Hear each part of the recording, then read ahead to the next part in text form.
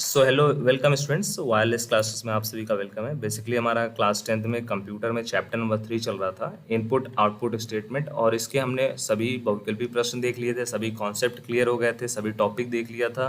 0 to 100% सभी इसके topic complete हो गए थे। बहुविकल्पी प्रश्न जो है प्रीवियस क्लास में आपको बता दिए गए थे विद आंसर। आज हम देखने वाले हैं अति लघु उत्तरीय प्रश्न। बेसिकली इसमें जो क्वेश्चंस हैं वो लघु उत्तरीय प्रश्न के भी कुछ पोर्शंस इसमें बताए गए हैं, कुछ कॉन्सेप्ट क्लियर किए गए हैं। ठीक है। सो ये प्रश्न 1 नंबर या 2 नंबर में आपसे पूछा जा सकता है और इनके आंसर भी आपको साथ में अटैच किए गए हैं। आप चाहें तो इनका स्क्रीनशॉट भी ले सकते हैं या फिर आपको ग्रुप में भी शेयर कर दिया जाएगा। ठीक है।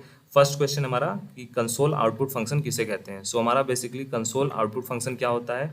सो जो हमारा कंसोल आउटपुट फंक्शन होता है वे फंक्शंस होते हैं जो प्रोग्राम का आउटपुट कंसोल या फिर हमारे स्क्रीन पे प्रदर्शित करते हैं। उदाहरण के लिए जैसे हम लोग प्रिंटफ का यूज़ करते हैं और ये क्या है, एक प्रकार का कंसोल आउटपुट फंक्शन होता है जो हमारा रिजल्ट है वो हमारे मॉनिटर पे शो कराता है। ठीक है। हेडर फाइल क्या होता है, नेक्स्ट क्वेश्चन हमारा है। सो जो हमारा हेडर फाइल होता है वो एक प्रकार का फाइल होता है जिसमें प्री प्रोसेसर निर्देश, फंक्शन, प्रोटोटाइप और माइक्रो डिफिनेशंस होते हैं। ठीक है, जो प्रोग्राम के अन्य भागों में उपयोग किए जाते हैं। उदाहरण के लिए stdio.h, math.h, ये सब हमारे क्या है, ये सब हमारे हेडर फाइल हैं।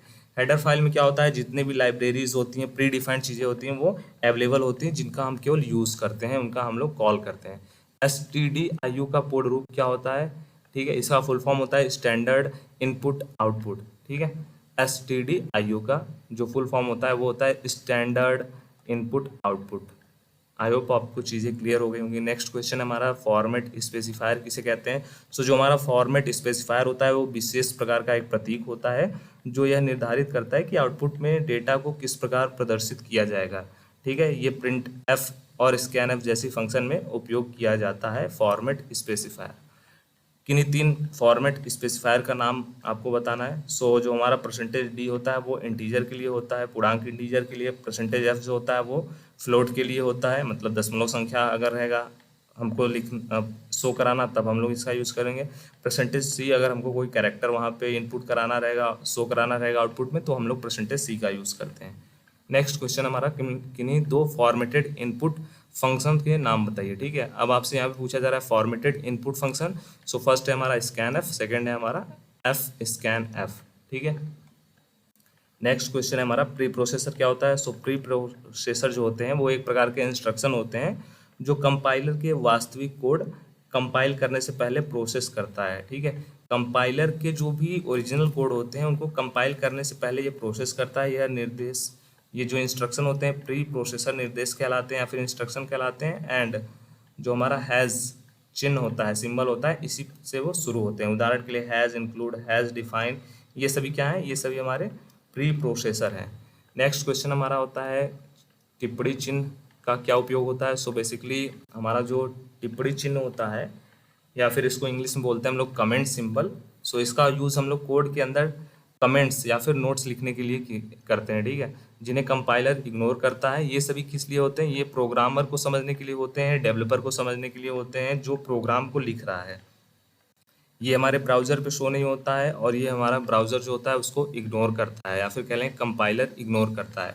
इसको हम लोग कैसे लिखते हैं, कमेंट, कोई भी हमको कोड कमेंट करना होता है तो उसके लिए हम लोग एस्ट्रिक स्लैश एस्ट्रिक का यूज़ करते हैं, फिर उसके बाद एस्ट्रिक स्लैश का यूज़ करते हैं। ठीक है, उसके बाद वो जो बीच में जितने भी कोड्स रहेंगे वो क्या हो जाएंगे, कमेंट हो जाएंगे। मैथ.h हेडर फाइल का उपयोग क्यों किया जाता है। सो जो हमारा मैथ.h हेडर फाइल होता है उसका यूज़ मैथमेटिकल फंक्शंस, फार्मूले, कैलकुलेशन को करने के लिए किया जाता है। ठीक है, इसके कुछ यहाँ पे फंक्शंस है, SQRT function, POW function, SIN, cos, tan, ठीक है, sin, cos, tan, ये सब इसके क्या है, फंक्शंस हैं। ठीक है, यह फाइल गणितीय गणनाओं के लिए आवश्यक फंक्शन की सुविधा प्रदान करती है। जो हमारा मैथ फंक्शन होता है उसका उपयोग क्यों किया जाता है, नेक्स्ट क्वेश्चन आपसे पूछा गया है। सो जो हमारा मैथ फंक्शन होता है उसका सी में प्रोग्राम एंट्री पॉइंट होता है। सी में जो हमारे निष्पादन की शुरुआत होती है इसी फंक्शन से होती है और यह फंक्शन आवश्यकता अनुसार अन्य फंक्शन को क्या करते हैं, कॉल करते हैं एंड प्रोग्राम में यूज़ होते हैं। नेक्स्ट हमारे लघु उत्तरीय प्रश्न कुछ आप सभी के लिए इंक्लूड कर दिए गए हैं इस चैप्टर के, जो 2 अंक में हो सकते हैं और इनके आंसर आपको कहाँ पे मिलेंगे, इनके आंसर आपको लेक्चर में देखने को मिलेंगे। इस चैप्टर के जो भी लेक्चर अपलोडेड किए गए हैं प्लेलिस्ट के थ्रू आप चेक कर सकते हैं, उसमें आपको इनके आंसर देखने को मिलेंगे।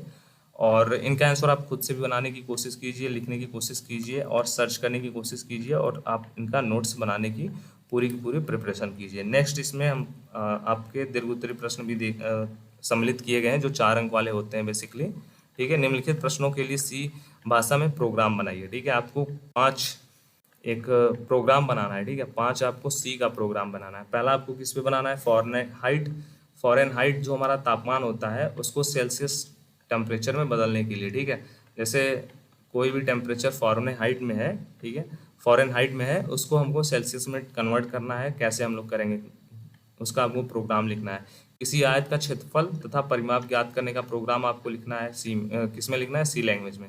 3 संख्याओं का एवरेज वैल्यू ज्ञात करने का प्रोग्राम, किसी वृत्त की परिमाप ज्ञात करने का, साधारण व्यास निकालने का। ठीक है, थोड़ा सा हार्ड है, कुछ ट्राई कीजिएगा। अगर आपसे नहीं होता है तो कमेंट बॉक्स में बताना और इसका सलूशन आपको प्रोवाइड किया जाएगा। Thank you for watching.